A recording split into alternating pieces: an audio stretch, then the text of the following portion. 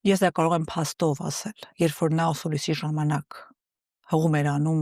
ինքը իր մտքերին, իր անհեթեթ ֆանտազիաներին, թե դեռ պիտի հարցեր ուղղվի Ռուբեն Վարդանին, թե նրան ով էր ուղարկել, սա ցույց է տալիս, որ այս իշխանությունը ոչ միայն չի ուզում նրա վերադարձը,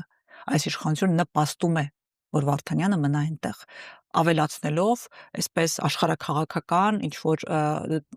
լուսումներ, այո, զիջումներ եւ այս առումով նա ցույց է տալիս, որ ոչ միայն չի ուզում նա գա, այլ նա ուզում է որ նա մնա։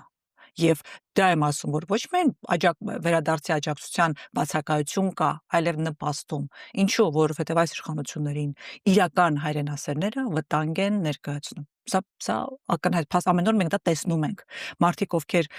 անտարբեր չեն իրենց կորցրած հողերի հանդեպ, իրենց կորցրած արժանապատվության հանդեպ, այս իշխանության համար վտանգ են, որովհետև պերաշկին ու կուկուռուզը չի աշխատի այն ժողովրդի համար, որտեղ կան այլ առաջնորդներ, ովքեր երկիրն են սիրում, ժողովրդին են սիրում, իրենց պետությունն են սիրում, լեզուն են սիրում, եկեղեցին են սիրում։ Այդ դեպքում չեն աշխատի այս